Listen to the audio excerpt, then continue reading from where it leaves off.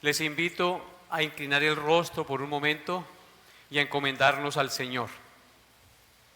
Amado Señor y Padre, te bendecimos en esta hora de la mañana, invocando tu nombre, dándote gracias por estar aquí reunidos y pidiéndote, Señor, que seas tú disponiendo nuestro corazón, nuestra mente, para recibir el autoexamen de conciencia.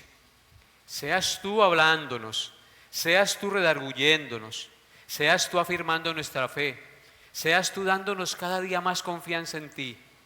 Seas tú, Señor, llenándonos del gozo de saber que somos tus hijos y que en tus manos estamos seguros. Perdona nuestras faltas y ayúdanos, Padre, a vivir para tu gloria cada día. Toma mis palabras, Señor, y guíame para que lo que yo diga y enseñe desde este púlpito sea conforme a tu voluntad. Te lo pido en el nombre glorioso de tu santo Hijo Jesús. Amén y amén. Bien, mis hermanos, vamos a abrir por un momento la Biblia en el Salmo 27 y la vamos a tener allí. Salmo 27 en su Biblia.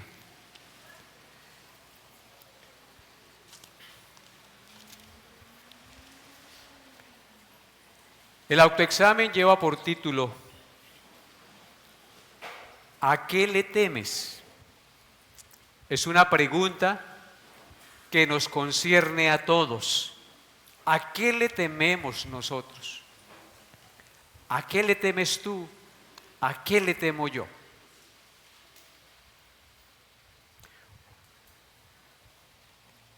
Entonces, sin duda alguna, como humanos, como personas frágiles, como personas que habitamos en un mundo caído, muchas veces el temor nos invade, nos frustra, por así decirlo, muchas veces, y no sabemos qué camino tomar. Por eso es tan válida esta pregunta: ¿a qué le temo yo? Y sin duda todos aquí reunidos, de una o de otra manera le tememos a algo. El temor es una ansiedad y una angustia que sentimos por algo que nos puede ocurrir y que no podamos soportarlo o que no podamos lograrlo. Podemos tener temor a muchas cosas. Podemos tener miedo a la muerte. La muerte es un paso muy difícil que nos da temor. No podemos decir que no tememos a enfrentar el día de nuestra muerte. Por más fe que tengamos, siempre en el fondo de nuestro corazón hay algo de temor, porque es algo que nunca hemos vivido, que nunca hemos enfrentado y que vamos a enfrentarlo un día.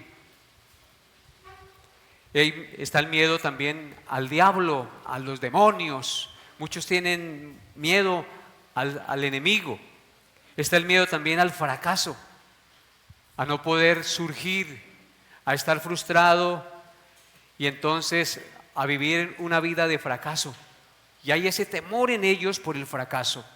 También está el miedo al rechazo de la gente, a ser rechazados, a que no me acepten. Y mucha gente vive en función de que los demás los acepten, porque tienen miedo al rechazo de la gente. También está el miedo a los problemas financieros. La situación económica del país se pone difícil, la plata no alcanza como antes, y ese temor a los problemas financieros está ahí. ¿Con qué voy a responder en la educación de mis hijos? ¿Con qué voy a responder al arriendo si pago arriendo? ¿Con qué voy a pagar la salud? Hay un sinnúmero de cuestiones financieras que pueden causar en nosotros temor. Está el miedo también a no llegar a casarse. Hay personas que tienen miedo a no llegar a casarse, a quedarse solteronas o solterones para toda la vida. Pero también está el miedo a casarse. Hay muchos que no quieren casarse porque temen no poder sacar adelante una familia, no poder responder como debiere, o porque simplemente no quieren frustrar su vida de libertad, entre comillas. Entonces, ¿le tiene usted miedo a no casarse? ¿Le tiene miedo a casarse? ¿A qué le tiene miedo usted? Está el miedo a la vejez también, porque la vejez es algo muy duro y difícil. Y uno teme a la vejez. ¿Qué será de mí cuando esté viejito? ¿Qué enfermedad tendré? ¿Voy a ser una carga para mis hijos? Etcétera. Entonces hay temor a la vejez. Está el miedo al futuro. ¿Cómo voy a enfrentar el futuro? Porque como no conocemos el futuro, entonces hay temor al futuro también. Está el miedo a la enfermedad, a que a uno le pueda dar un derrame cerebral, un infarto, y sin número de enfermedades pueden venir a nuestra vida y uno teme llegar a enfermarse gravemente. Está el miedo a tener hijos, también muchos no quieren tener hijos, prefieren tener perros. Entonces, porque son una responsabilidad muy grande según ellos. Pero aquí estamos vivos, con dificultades, sin dificultades, aquí estamos vivos y nuestros padres nos criaron. Pero hay muchos que tienen miedo a tener hijos, a tener una familia, a tener la responsabilidad de formar una niña, un niño en su vida. Y tienen miedo a eso. Está el miedo también al rechazo, a la vergüenza, a no poder responder y entonces quedar en vergüenza y ser rechazados. Está el miedo también a la pobreza. Muchos le temen a la pobreza, gente que tiene pues dinero y teme quedar pobre y entonces para ellos es la muerte quedar pobres y tienen ese temor, etcétera, etcétera, etcétera. ¿A qué le teme usted? Podríamos seguir con la lista. ¿A qué le teme? Todos estos temores, amados hermanos, que les mencioné y muchos otros, realmente se deben a nuestra falta de confianza en Dios. Yo no digo que por el hecho de creer en Dios los temores desaparezcan 100%, pero muchos de los temores y las frustraciones y las angustias y las depresiones se debe a la falta de confianza en Dios. Ustedes están en el Salmo 27, ¿verdad? Y miren lo que dice el Salmo 27 para que alegremos nuestro corazón con estas palabras, queridos hermanos. Dice el Salmo 27, versículos 1 al 5, vamos a leer hasta el versículo 5 nada más. Dice: Jehová es mi luz y mi salvación. ¿Qué dice el salmista de Dios? Que Él es su luz y su salvación. Y hace una pregunta: ¿de quién he de atemorizarme? Entonces, si Jehová, el Dios que hizo los cielos y la tierra y todas las cosas que existen, que creó el vasto universo, lo creó a usted y me creó a mí, creó a nuestros hijos, es el Dios de nuestra salvación, es nuestra luz, entonces, ¿de qué hemos de atemorizarnos? Este es un llamado a la confianza en Dios, queridos hermanos. Un llamado a dejar esos miedos, esos temores que nos invaden y a superarlos cada día más para confiar más en Jehová, que es nuestra luz y nuestra salvación. Luego en la parte 2 del versículo 1 dice: Jehová es la fortaleza de mi vida, ¿de quién he de atemorizarme? Vuelve y reflexiona. Jehová es la fortaleza de mi vida. ¿Ustedes saben qué es una fortaleza? En la antigüedad las fortalezas eran muros que hacían alrededor del castillo, de las casas, para protegerse de los enemigos, para que no pudieran invadirlos. Jehová es la fortaleza, el escudo protector, el que me guarda, el que me protege y al mismo tiempo el que me fortalece interiormente para no decaer. Y es lo que está diciendo el salmista aquí. Jehová es la fortaleza de mi vida. Y pregunta entonces, si Él es la fortaleza de mi vida, ¿de quién he de atemorizarme? Estas palabras deben llenarnos de ánimo y de confianza en el Señor. Luego en el verso 2 dice: cuando se juntaron contra mí los malignos, mis angustiadores y mis enemigos, para comer mis carnes, ellos tropezaron y cayeron. ¿Por qué tropezaron y cayeron? Porque Jehová era su fortaleza, era su protección, era su luz y su salvación. Él estaba confiado en el Dios que hizo los cielos y la tierra, en el Dios de su salvación. Sus enemigos no pudieron contra él. Ellos se juntaron para comer sus carnes, pero ellos tropezaron y cayeron. Y sigue diciendo David: aunque un ejército acampe contra mí, no temerá mi corazón. Ahí está la palabra de nuevo. No temerá mi corazón, aunque un ejército acampe contra mí. Aunque contra mí se levante guerra, confiesa él y dice: yo estaré confiado. ¿Por qué está confiado? Porque Jehová es su luz y su salvación, porque Jehová es la fortaleza de su vida. Entonces, mis amados hermanos, el Dios al cual nosotros predicamos y nos revela la Biblia, nos invita a confiar en Él, a echar todas nuestras cargas, nuestras ansiedades, nuestros temores a sus pies, a ponerlos sobre Él. Son palabras de mucho ánimo. Aunque un ejército acampe contra mí, dice, aunque contra mí se levante guerra, no temerá mi corazón. Yo estaré confiado. Y el verso 4 continúa diciendo: una cosa he demandado a Jehová, y esta buscaré.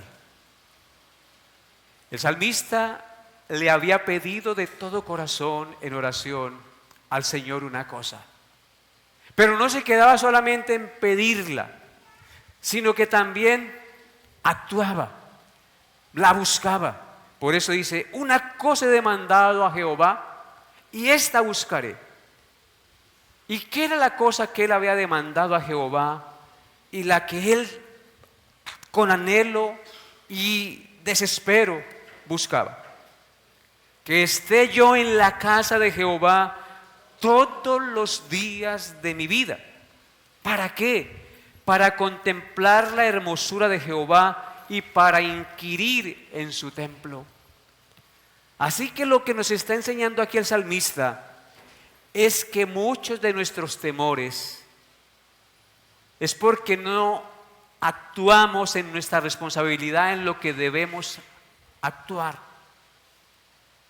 El salmista tenía claro que estar en la presencia de Dios, que estar reunido en la casa del Señor, era alimento y fuerza para su fe. Él entendía que la congregación, que la iglesia del Señor, que la casa del Señor era también su refugio. En la congregación de los santos se predica la palabra de Dios. En la congregación de los santos dice la Biblia que Él envía bendición y vida eterna, instrucción y guía para su pueblo. En consecuencia, nosotros no podemos ser soldados a nuestras propias expensas. Nosotros tenemos que formar parte de una comunidad de creyentes, de una iglesia local, donde nos congreguemos fielmente, donde vengamos a ser miembros,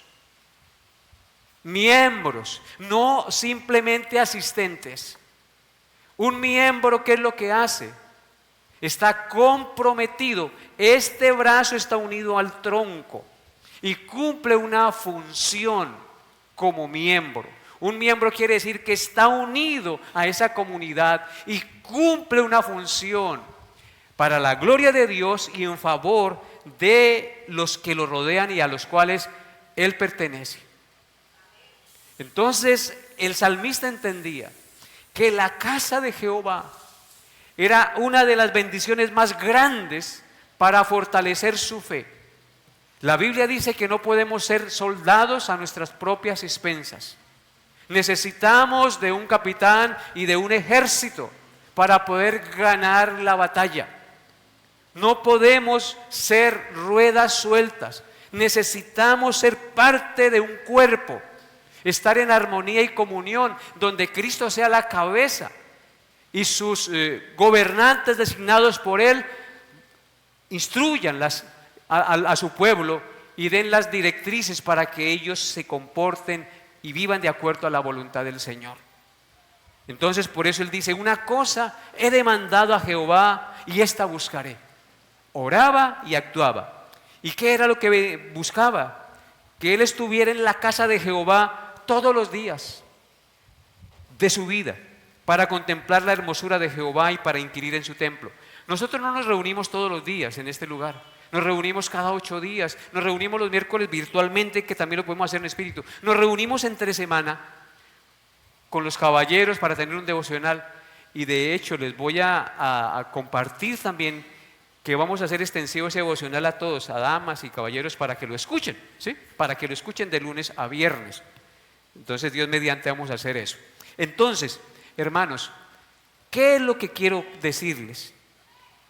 Que en la casa de Jehová podemos estar de 2 maneras, tanto presencialmente como unidos en espíritu en oración y entrando en la presencia del Señor, en su trono de gracia, para pedir, para interceder por todos los que tienen necesidades y aún por nuestras debilidades.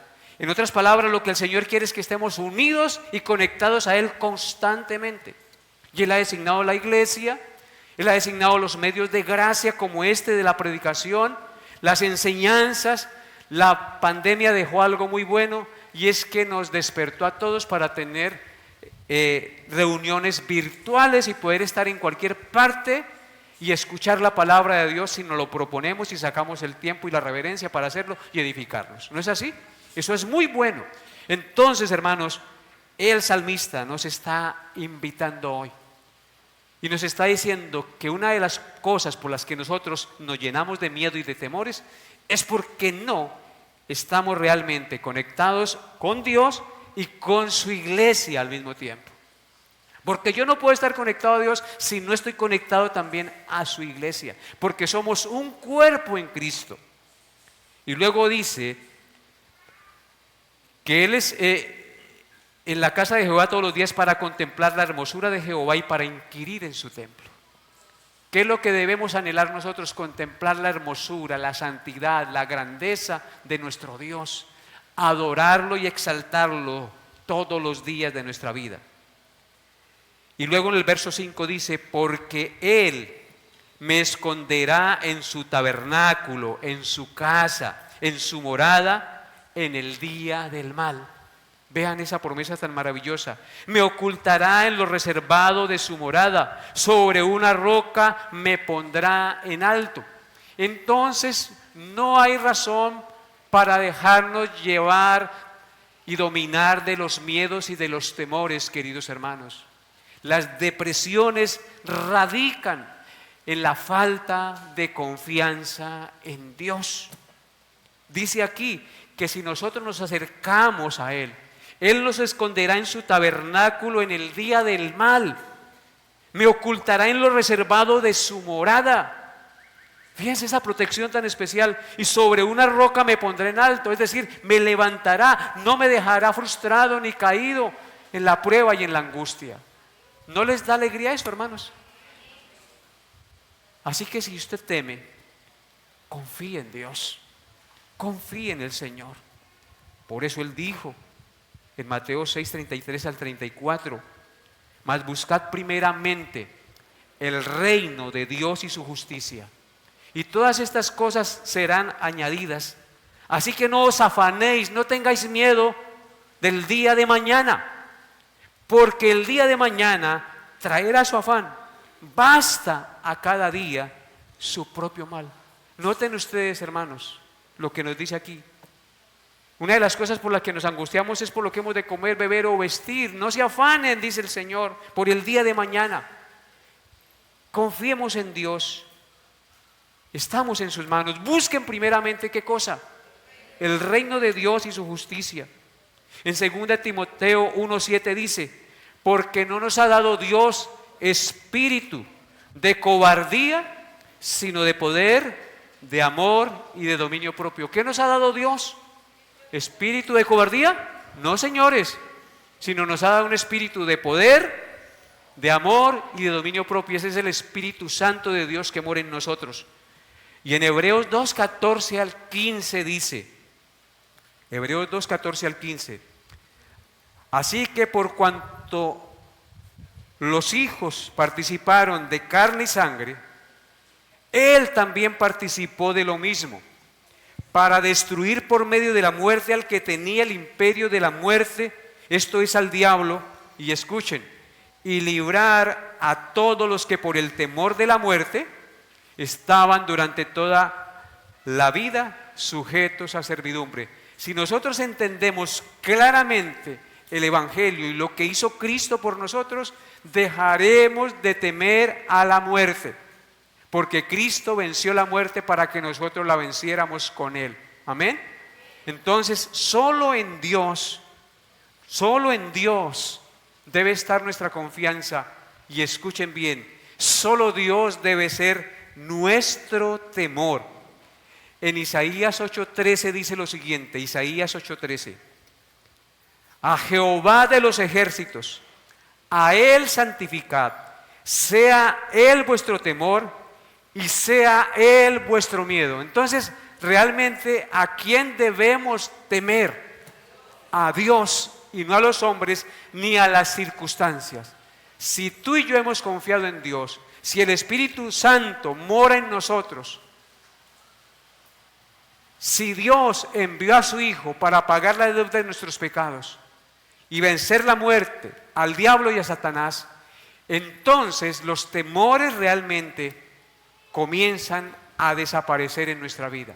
Y cuando vengan a nuestra mente, entonces nosotros nos decimos a nosotros mismos: yo estoy en las manos de Dios.